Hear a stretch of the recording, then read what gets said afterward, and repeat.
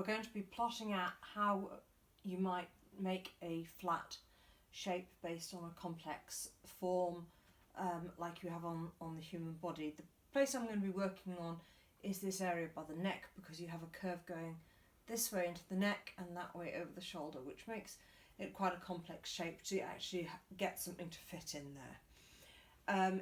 This works on a human body as well, but we're going to be using tailor's dummies today. So the first thing you're going to do, whether you're working on the body or on a dummy, is to make sure it's covered with thin plastic cling film. This acts as a base and also protects.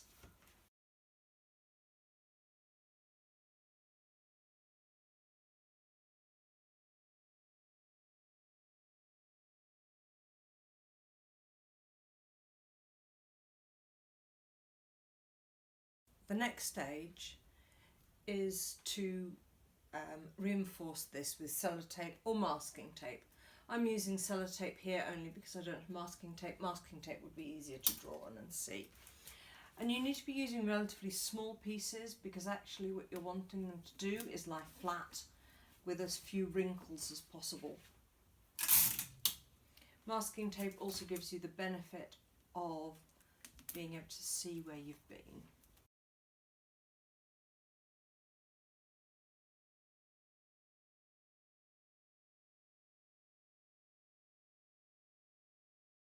So the next stage is to think about the shape that you're actually wanting on there. So you're starting to think of the design lines and kind of where that might go, and that is entirely dependent on obviously the piece that you're making. If you're wanting to have a kind of asymmetrical neck piece, then you'd want to continue that round. The piece that I'm wanting to do is literally just going to sit in there in the neck. So kind of part of this is going to be working out kind of what sort of shape this is going to be in order to create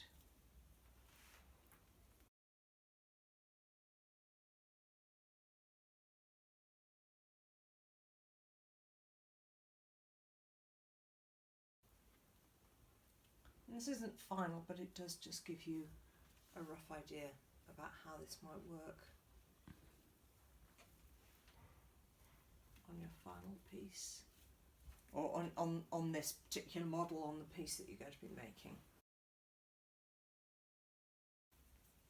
The next job is to remove it from the model.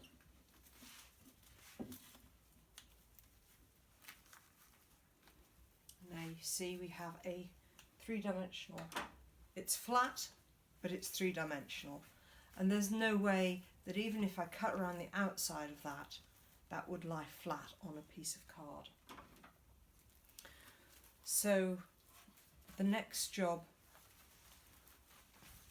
is to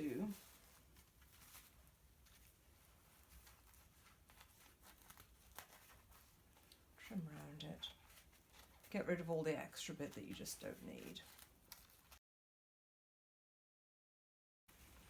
And then you need to think about how it's going to lie flat, and that's the next stage. So now we've got this three-dimensional shape, it's worth starting to think about how it's possible to lie it flat. Part of this is experience, so your cutting lines, they really need to be you need to be thinking about them going through the curves, but you could do multiple lines. You will need to do multiple lines to get this line nice and flat. We also need to start thinking about how we're not going to lose one piece against the other. So part of it is experience. I'd go straight down the middle here on that curve, and I'd do some marks so that I know that when I come to it, those two are going to have to line up again. if I just cut down there, let me just cut down there and I'll show you. Sometimes that is enough to make it lie flat, but you can see that it doesn't like lying flat. So the bit, you can determine the bit that is most problematic by finding out, you know, where it starts being resistant. So this bit obviously is flat, and it's at this point that it's starting to not go flat. So we could take a line through there and see whether that's enough to get it to lie flat. And actually I would do on here, I would start the line there as well, so that those two line up. You could deliberately offset them if you wanted to. That's a possibility. So here,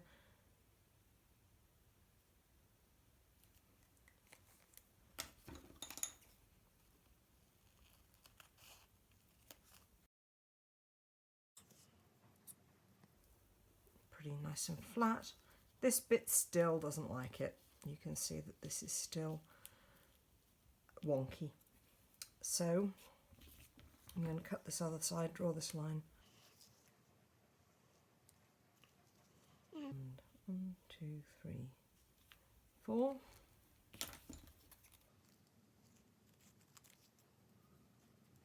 I wouldn't consider that lying flat either. I would like to do another cut on that, but that will do for a minute.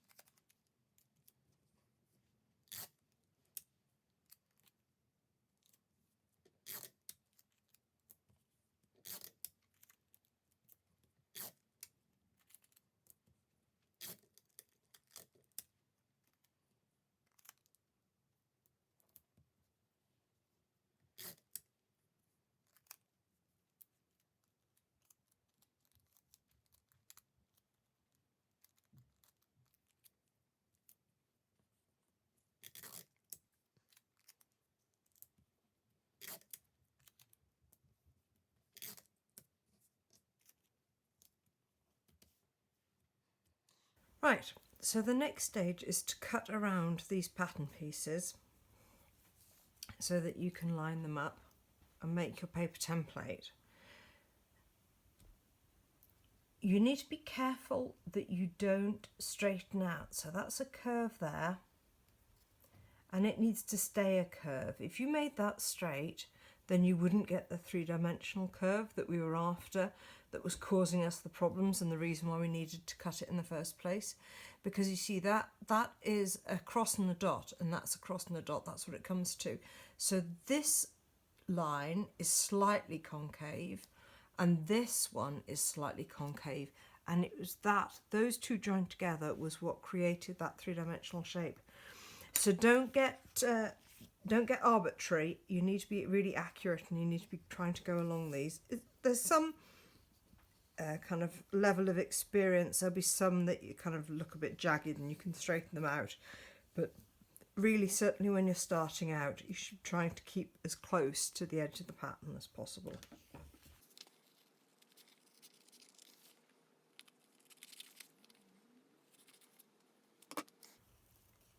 You'll have two, because you've cut the sellotape off, you have a piece of paper and you have your plastic. I would keep them together and try and keep them safe for the time being, because you need to transfer the marks.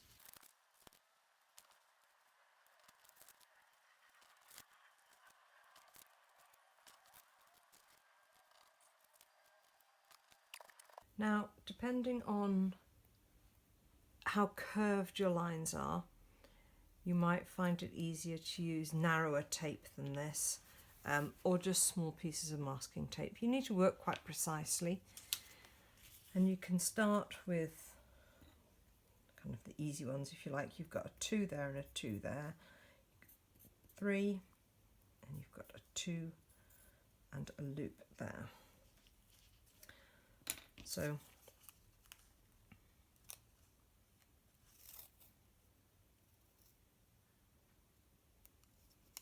most of these lines are pretty straight, so we shouldn't have too much of a problem with those. That was a 2, that was...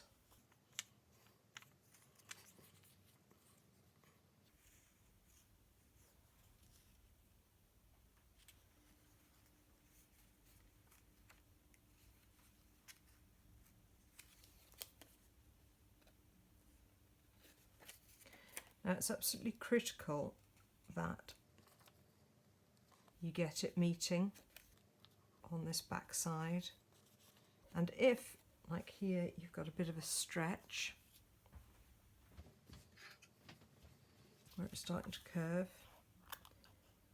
you need to just go in and snip it so that the tape lies flat and you've got it nice and crisp.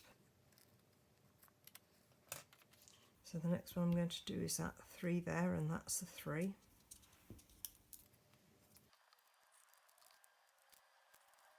And I like to start in the centre of whatever line I'm going to, because this outside edge is still a bit arbitrary, but those centre ones were ones that we actually cut. So it's really important to get those to line up rather than the outside edge. We can trim the outside edge.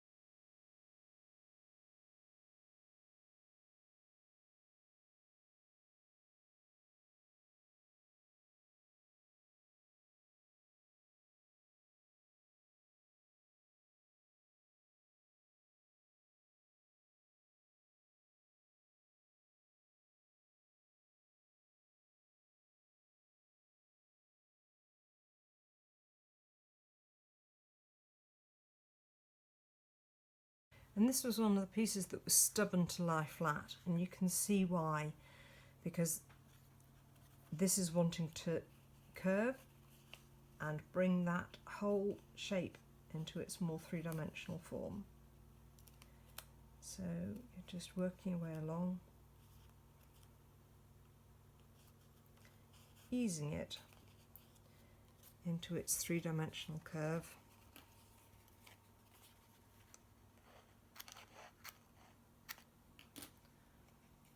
Snipping that there so that it lies nice and flat.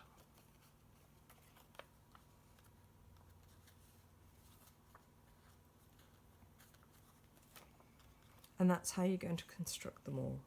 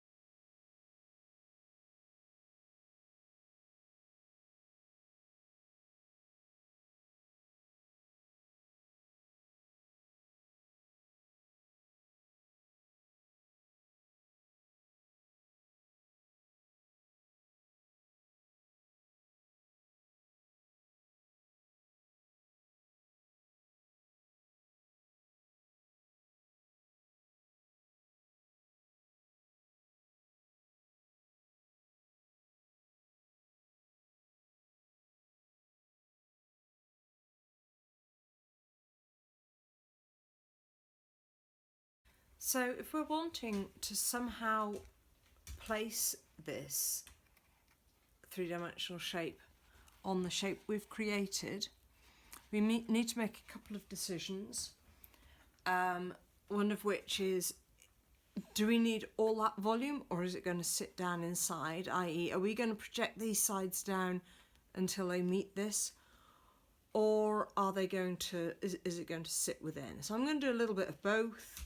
And what I'm going to do, start off, is to just with my pencil get a parallel line, and it doesn't have to be very accurate, but what I will do is make a note on here where I think it's going to be fitting, so that I can try and get it back in the position that I'm after.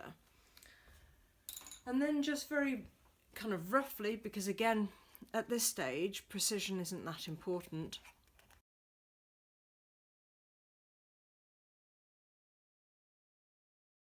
I'm going to cut out this.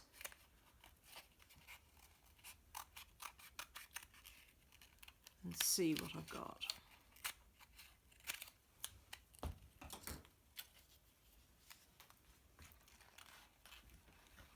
So we've got that fitting quite nicely on the side closest to me.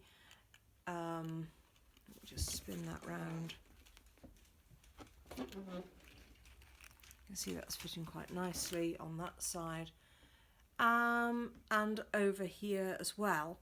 So I'm now going to start taping it down to the shoulder shape. So if we look at that placement there, that's pretty good. So I can tape that down. It would probably be easier with better tape, but that's fine. Might try some of this. Now what I'm wanting to do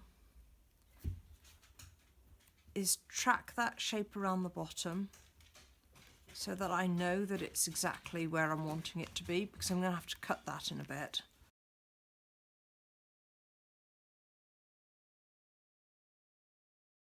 So I'm getting the shape using these small pieces of tape. I'm getting the shape as it comes up over the shoulder. Like so.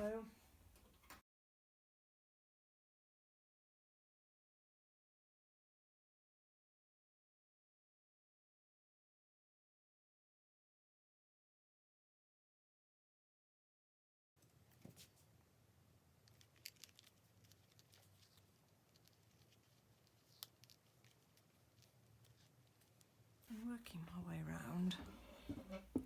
Now again, I've got this big gap under here. So I'm going to use small pieces of tape, and I can go this way now. This is quite kind of secure, so I could go down. You just have to make sure that you keep it as flat to the box as possible so that you get your accurate shape at this edge. What you don't want to do is bring the tape out like this. You want to keep it so it's nice and square, because this is going to be the continuation of the flat edge of the box there. And then I'm going to do that on the inside as well. So when I've got this box securely attached, and I've make sure that I've got nice corners here all the way around, because that's going to be important for me to transfer the information, I can remove this from the surface of the skin and use that to transfer the pattern and make it flat.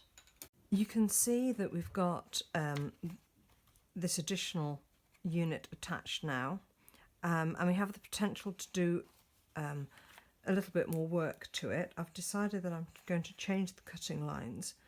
I'm going to want a cutting line across here, down here, and then instead of this line up here, that seam line, I'm actually wanting a continuation of that and a continuation of that. Might have to have another look at it when we get to it, but I mean, we can do anything at this stage. So, you know, whatever lines are coming out, because I'm going across a flat piece, it could be anything. It's now no longer structural, it's aesthetic. Actually, I like that curved line. Let's do a curved line here as well.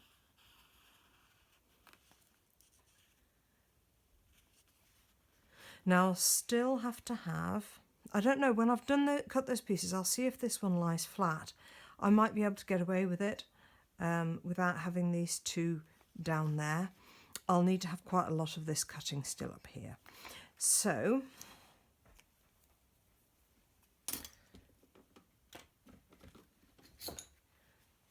this is a matter of using scalpel and scissors where you need to.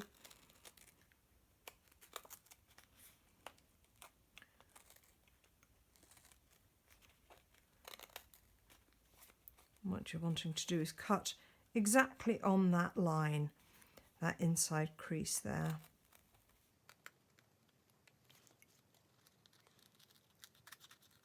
And really just as long as you've got it marked on, and then that's the fold, so we don't need to worry about that, and that can come up there.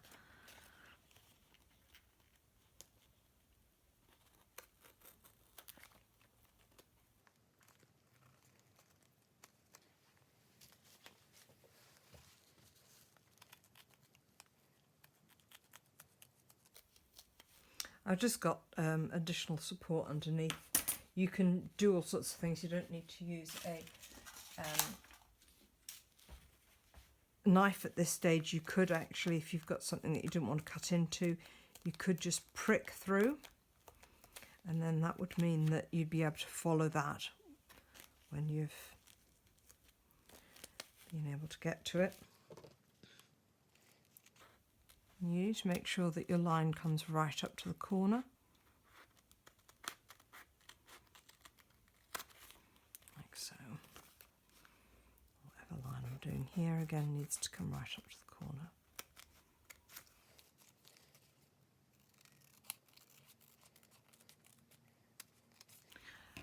And then we've got all those pieces free. I'll show you what I'm going to be doing next. I've got these pieces cut out now, so I was right, I didn't need to take those two down anymore because it sits nice and flat. This is the box, and I've decided that I'm going to do all that as one piece. So that goes there. And then this bit, it does need breaking down, so I'll be doing that as 1, 2, 3, 4, 5, 6 little segments around the top there. So I'll be laying that out on nice, slightly heavy paper, and making sure that I can glue it up and get it done neatly. When you're at this stage and you're doing a kind of more refined model, rather than sticking tape on your joins, what you're going to be doing is laying your pattern pieces down and tracing around them. And you have to add seam allowance or gluing allowance. So that is that one there. So I can have a plain cut there, but I need to add on gluing allowance there. So this is one, that's 2. This is seam 2, that needs cutting. Do you see that doesn't want to sit down? So I need to cut that line, as it's obviously a curved piece.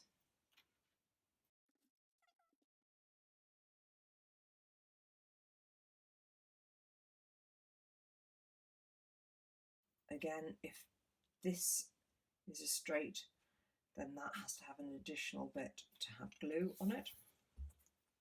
That's 2 and that's 3. and this is the third piece here. And in fact, that's where the box is going to come up. So that is going to need seam allowance on that side as well, gluing allowance, but it isn't from there. So on these little pieces, my first thing to do, this is the inside, so I don't need to worry too much about the pencil, but I'm going to draw scoring lines where I'm going to be folding. Just cut that off so I can get some ready.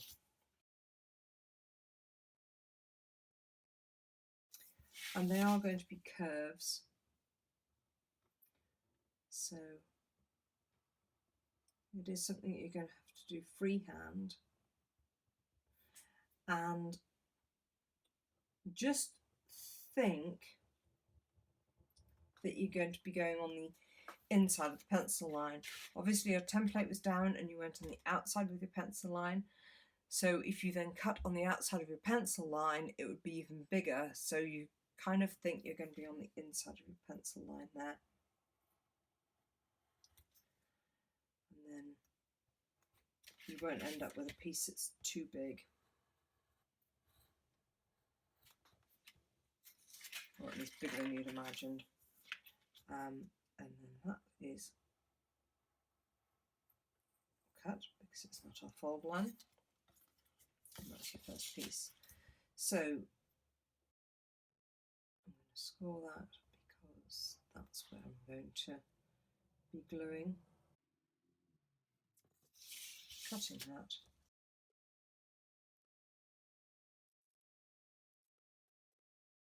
Now I'm quite happy to just score using the back of the scalpel blade, so I just turn it over as I need to.